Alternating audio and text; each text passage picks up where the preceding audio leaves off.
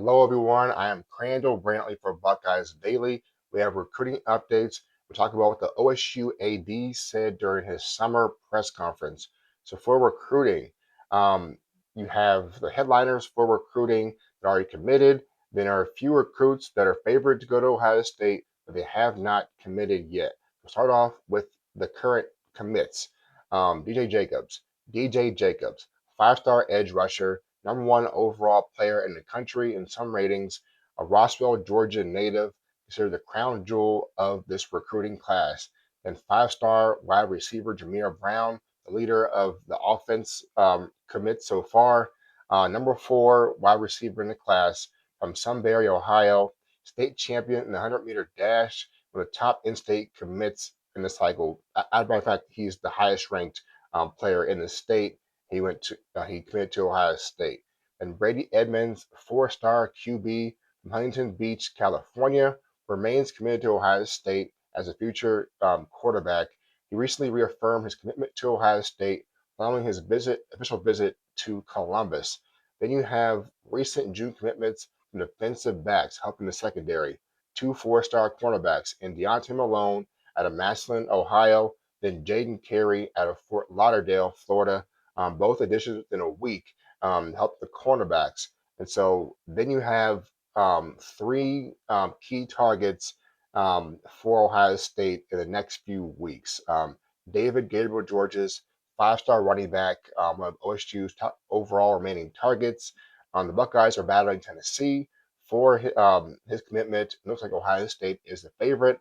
A lot of analysts have um, plugged in crystal ball selections for him to go to Ohio State, but nothing so far. Just announced commitment on July 22nd. Then you had elite defensive line prospect Marcus Buckeyes, the number two defensive tackle in the country, had a visit to Ohio State a few weeks ago. It went well. Rumored to announce commitment on July 1st, and OSU is the favorite. Then Kalen Bailey, three-star linebacker out of Glenville, Ohio, in Glenville, in Cleveland. And so recently stated that Ohio State is the goal, and he's supposed to announce commitment on either June 25th or July 1st. And so he could be a commit by the time you watch this video, or it'll be later next week. But three-star target, and OSU had a pipeline from Glenville for a long time, dating back to Troy Smith years. And so with that, those are three targets that are favored to go to Ohio State. You also have Monchun Sales. He is nation's number two wide receiver, 6'5" playmaker out of Lawrence North High School, Indianapolis. Announced commitment on June 11th. Ohio State is in the mix, but not the favorite. Indiana is the favorite, his hometown school. Just won a national championship. Then you have contenders like Texas and Alabama also in the mix as well. OSU had their official visit with him, and it did make an impression on Monchun Sales. But as far as recruiting analytics and analysts say, that Ohio State is a long shot for Monchun Sales. But we'll see what happens on July 11th for those key targets. So you have 15 commitments for this class, and one of them is number one overall prospect, DJ Jacobs, a five-star wide receiver, Jameer Brown, and then your quarterback of the future, Brady Edmonds. And so the hope is you get two five stars pretty soon, David Gabriel Georges and Marcus Buckeyes, and also in-state recruit and Kalen Bailey at linebacker. So we'll see what happens. Major few weeks upcoming for Ohio State. Okay. According to Cleveland.com, Ohio State Athletic Director Ross Buick addressed a wide range of topics during a summer press conference, including revenue sharing, facility upgrades, playoff expansion, Ohio Stadium renovations, and the future of the Buckeye athletics. And so, with that, he had some key quotes saying this: "There is no ceiling for our program from engagement, value, and revenue."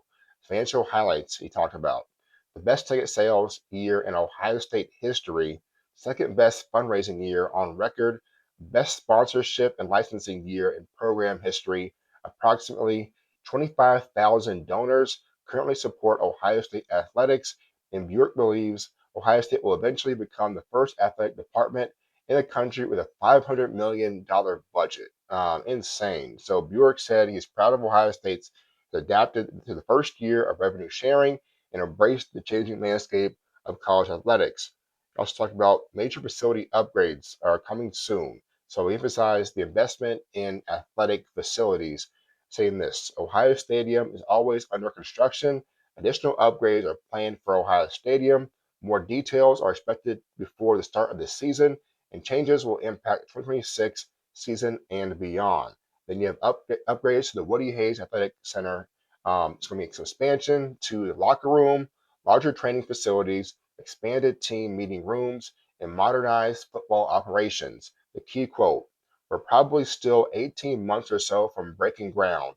And saying this also: projected expected to cost the project expected to cost 125 million. So the Woody Hayes Center is going to be a $125 million operation for this expansion and renovation. So Ohio State already has significant gifts committed toward the project. The facility will remain at its current location. The revenue sharing in the new college athletics era. Ohio State is fully embracing the new revenue sharing model. Sports receiving revenue sharing is going to be these four sports: football, men's basketball, women's basketball, and volleyball. And so football will receive what Bjork said, the lion's share of the approximately 21.3 million available through institutional revenue sharing. Bjork also reiterated Ohio State's commitment to volleyball as one of the four primary revenue sharing sports. Then he talked about college football playoff expansion. Bjork expressed support for continuing to expand the playoff. Now, why?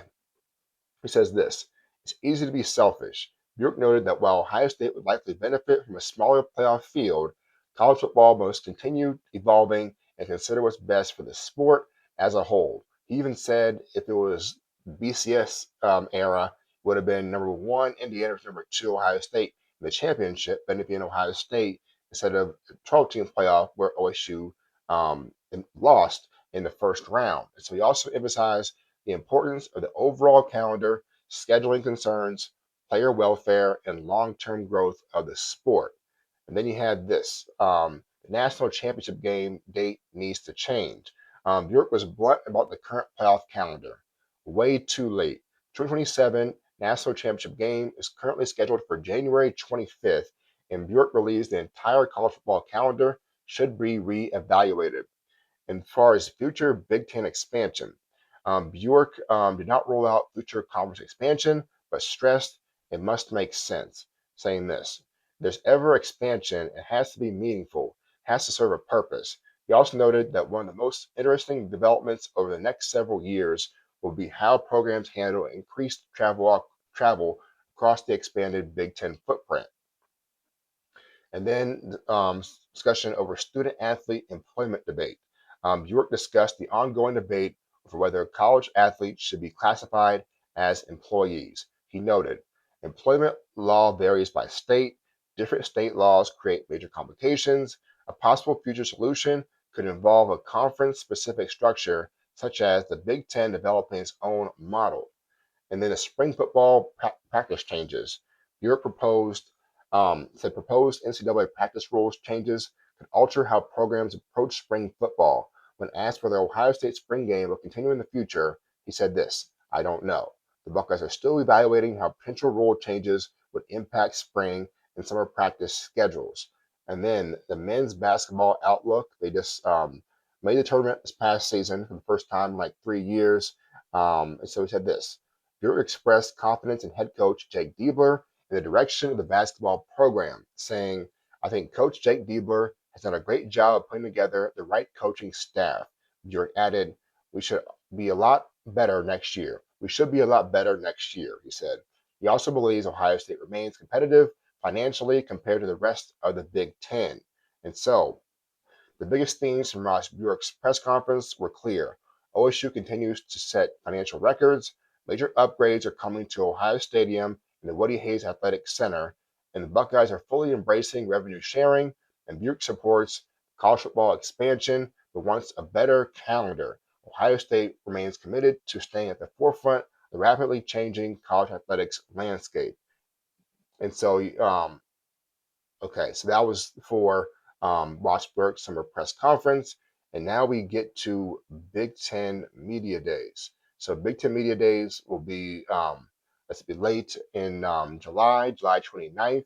According to Big Ten Conference, Ohio State represented a Big Ten Media Day in Chicago by Ryan Day and three starters for the Buckeyes, Julian Sayin, Jeremiah Smith, and Jalen McClain. And so Julian Sayin in her third season at Ohio State, coming off a breakout year in 2025, first year starter, completed 301 at 391 passes, 77% completion percentage for 3,610 yards and 32 touchdowns.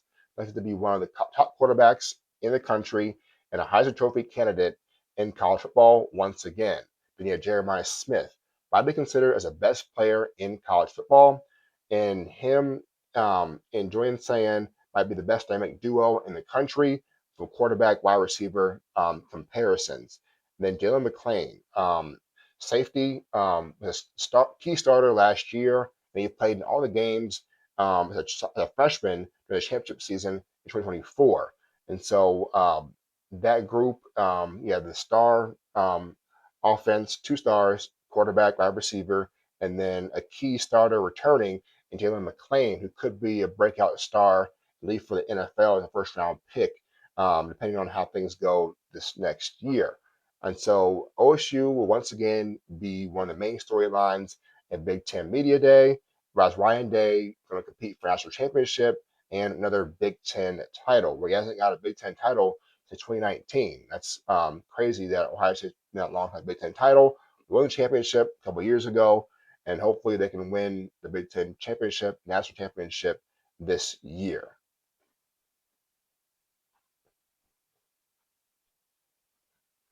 Okay, according to 11 Warriors, major changes can be coming to college football beginning with the 2027 season after the Division One Football Oversight Committee advanced several proposals involving practices, the transfer portal, recruiting, and the overall calendar. So the practice calendar changes. One of the biggest proposals would replace traditional spring practice model. Programs currently receive 15 spring practices. Under the new proposal, teams would receive 21 total practices split into two separate out of season practice periods. So neither practice period could last more than 5 weeks. Move reflects the growing popularity of NFL style organized team activities or OTAs across college football. The shorter preseason camp. Right now, it's 25 days for preseason camp. For preseason camp, it will be reduced to 21 days at this model. And so you have the short summer preseason camp, 21 days, and then a larger spring camp, 21 days instead of 15 days. So two 21-day periods for practices. And teams would be allowed to conduct those practices across a 27-day window. The reasoning is that programs would gain additional practice opportunities during the spring and summer, making a shorter preseason camp more feasible. Season could start earlier. Another proposal would move the start of the college football season up by 1 week. The season will begin in what is currently known as week zero before Labor Day weekend. The recommendation was first introduced by the committee earlier this year. The transfer portal changes. The portal window could become even shorter. The portal window would shrink from 15 days to 10 days. It would open on the first business day of January 1st each year, and the spring transfer portal window has already been eliminated, making the winter portal period even more important for roster management. The recruiting changes under discussion. The committee is also exploring adjustments to recruiting rules. Programs can be allowed up to 17 staff members, including the head coach, to recruit off campus. Schools will also receive a set number of recruiting days each year. A format proposed could be introduced later this summer. So, what this means for Ohio State, if approved, these changes would give coaches like Ryan Day more opportunities to work with players throughout the offseason while reducing the length of fall camp. It would also place even greater emphasis on roster retention and transfer portal decisions, beginning for a shorter January window for portal additions.